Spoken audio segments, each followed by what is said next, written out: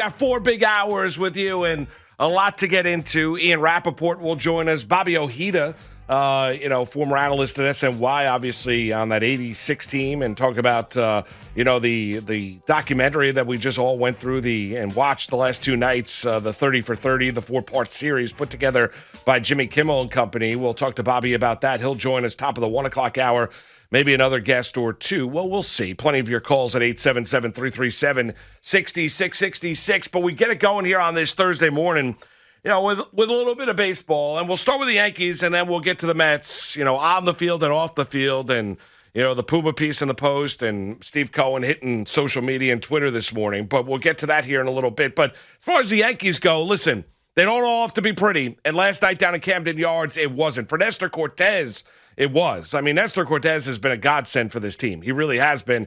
Goes out there last night, 6 1/3. I understand it's Baltimore and they're god-awful, but we watched this Yankee team struggle mightily, so we talked about them fattening up on bad teams. You thought it was going to happen. Yankee fans did this past weekend against the Mets out at Citi Field, and it did not. They looked lifeless for the better part of 6+ innings on Monday afternoon against Minnesota.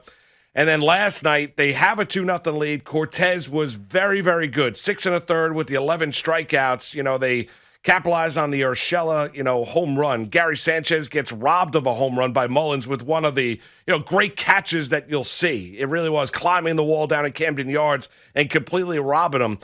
Sanchez of what would have been then another 2-run home run for El Gary. But, the Orioles last night hanging around. And you see, once again, Chad Green giving up a big 2-run home run to give Baltimore the 3-2 lead. At that stage, the Yankees are able to rally 4-3. You get the walk, you get the single by Gleyber Torres, the double steal with Gardner up at the plate, infield in. He's got the, little fly ball into short, left center field that scores 2 runs. I'm not sure if Gleyber Torres knew there were 2 outs or 1 out, as far off as he was, or maybe it just had a tremendous read on the baseball, but he was able to score as well as the throw comes home. Aroldis Chapman looking great in the bottom half of the 9th inning, and the Yankees go out there and win the baseball game, a game that they had to win. After the Red Sox had won earlier, after the Blue Jays had won earlier in the day, knocking off the Tampa Bay Rays, the Yankees had to beat the Baltimore Orioles, just like tonight against Jordan Montgomery.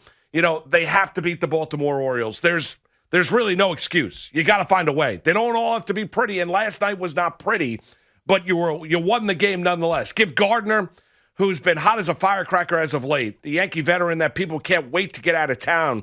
And I get it. People are a little, Gardnered out to an extent, but last night Brett Gardner had 3 hits, including the big game-winning go-ahead 2 RBI single with the drawn-in infield in the top half of the 9th inning. So give Gardner a lot of credit for what he has done and what he has been offensively. I know he's not Giancarlo Stanton. He's not Aaron Judge, but Gardner's done a nice job here as of late. So that's where you give credit to. You give credit to Gardner.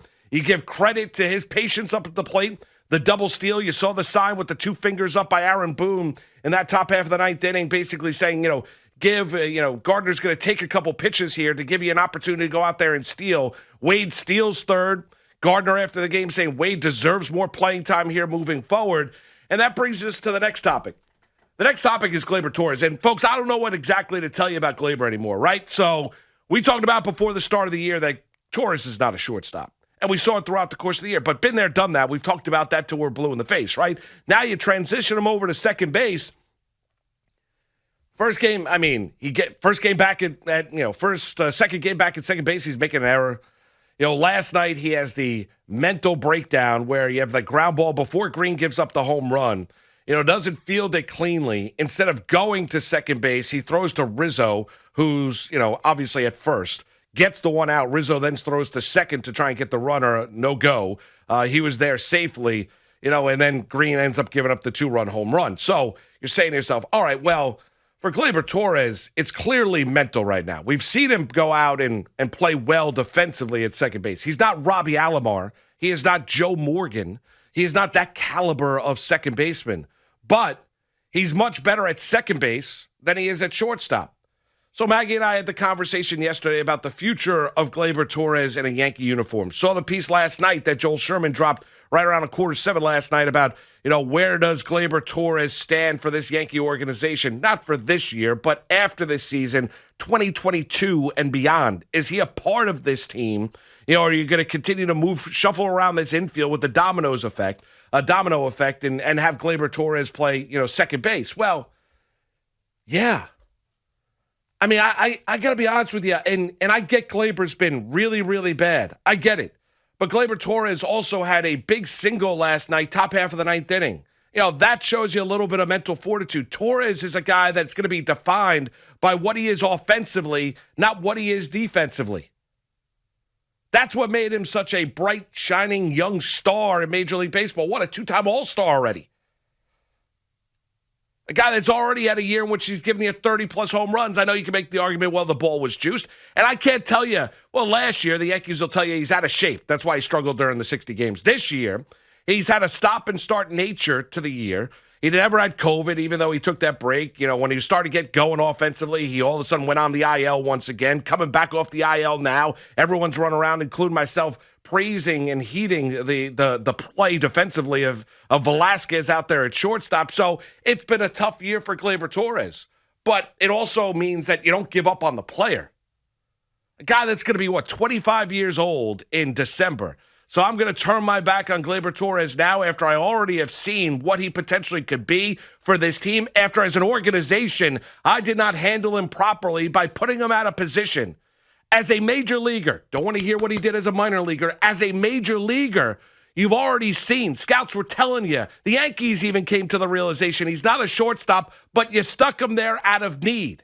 And then you've seen the trickle-down effect, the crisis of confidence where it's affected him offensively. So now that's the guy that I'm going to give up on this offseason? Nonsense. Absolute and complete nonsense. Now, it might become a scenario here where, and we've seen, bad defensive players, right? I mean, older Yankee fans remember Steve Sachs. Remember when Chuck Knobloch all of a sudden couldn't throw the baseball, right? So, I mean, we've seen guys where, regardless of position, Maggie with the Mets, where he's continually tapping the glove before he's thrown back to the pitcher. We've seen guys really struggle. We're not there yet with Gleyber Torres. We're just not. What's really driven the point home this year for Gleyber is he can throw the ball. We know that he can field. The problem is this year he isn't hit. And I really believe, as Boone said the other day, it's weighing on him, the defense. Not Boone, Torres, the player.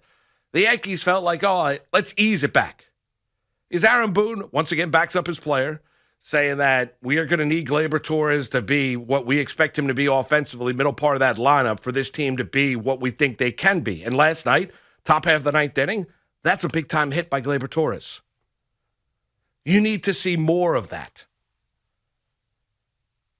But now looking at the future of Gleyber in a Yankee uniform, it's easy to say, well, are you going to continue to shuffle around the infield? Well, what makes you believe that Anthony Rizzo is definitely back with this team after this year? So I could easily have an infield next year where I have a new shortstop. I have Gio Urshela playing third base. I have DJ LeMahieu playing first base, and I have Gleyber Torres at second. Right? We've seen that defensive alignment before, and it's worked. Not out of the realm of possibility. I know Luke Voigt's not part of the equation, but let's be honest. The Yankees tried to move Luke Voigt before the MLB trade deadline. In all likelihood, they're probably going to move him during the course of the offseason, depending on what happens with Rizzo, but also depending on how they plan to use Giancarlo Stanton in 2022. And these are all questions for after the year, but, the rush now to look at Gleyber, and where the Yankees have shown you patience with Frazier, the Yankees have shown you patience with Gary Sanchez. The Yankees have shown you patience with Miguel Andujar. Now, all of a sudden, they're not going to show patience with a player that's more talented than the other three. I don't see that. I got to be honest with you. I don't see it. And also trading him at 60 cents on the dollar. Because what team out there is going to call the Yankees and say, yes, I'm going to pay you premium price for what Gleyber Torres is right now? That's not happening. Now, it might come to a point there down the stretch here as the Yankees need to continue to win these games. And I'm rooting for Torres. I really am, because I really think the organization screwed him over. I really do. He's not going to say it. They demoted him here, rightfully so. They looked out for the rest of the team. Torres can't field the shortstop position. The Yankees, even before the start of the year, told you, Cashman and the company told you that his best position was defensively second base, not shortstop. Yet that they felt that they could overcome it because of the offense. I don't think the Yankees ever envisioned Gleyber Torres struggling as much as he has offensively and probably allowing the defensive woes and the lack of confidence there get into his mindset as a hitter up at the plate, but it has. Now, if the Yankees make the decision to go roll him back right back as a shortstop, then we're in nutso land. I mean, we really are. We're in crazy land. You can't do that.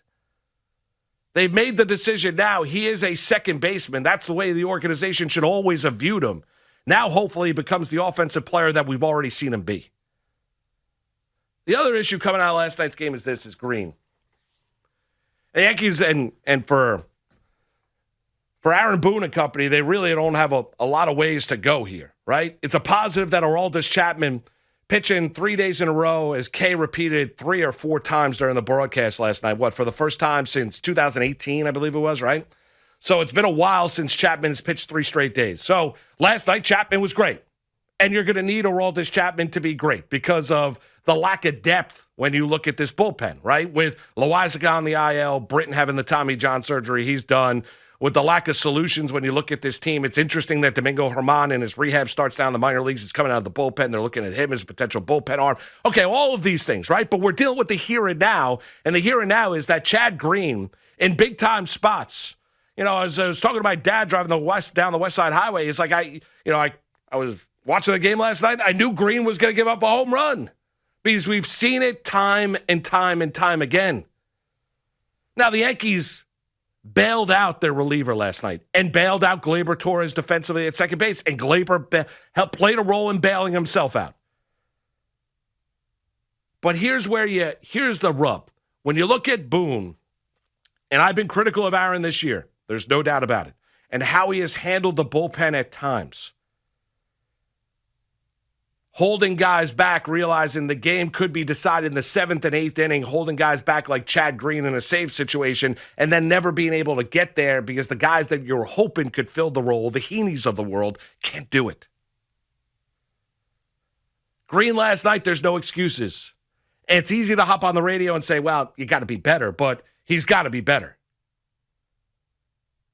And the trust factor that Yankee fans have with Chad Green right now is probably 2.5, 3. When he's right, he's right. He's a swing and miss guy. The curveball that he threw to get the check swing strike before giving up the home run was a thing of beauty. Absolute thing of beauty after the pass ball guy sitting on third base. Thing of beauty. But then he follows it up by giving up a 2-run home run to Hayes. And the Orioles take the lead, and you're watching that game last night, and you're saying, my God, they're going to lose again to the Baltimore Orioles. And then the old man, Brett Gardner, comes through with a big-time hit. Good for Brett. It was a win they needed. It all of a sudden doesn't define this year or make you feel great about all the issues that this Yankee team still does have. But as the Jays won, as the Red Sox won, the Yankees needed to fatten up on the Baltimore Orioles. And last night, they needed to win. And they found a way to win it. It wasn't pretty, but they're not all going to be pretty. Now it needs to continue this afternoon as Jordan Montgomery takes the mound. 10:18, Moose and Maggie, the program. Mark Malusa is flying solo.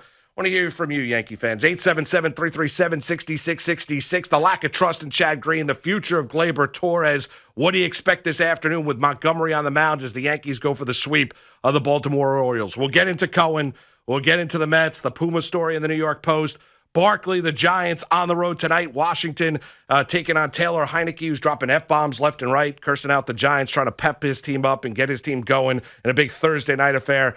Plenty to chat about. 877-337-6666.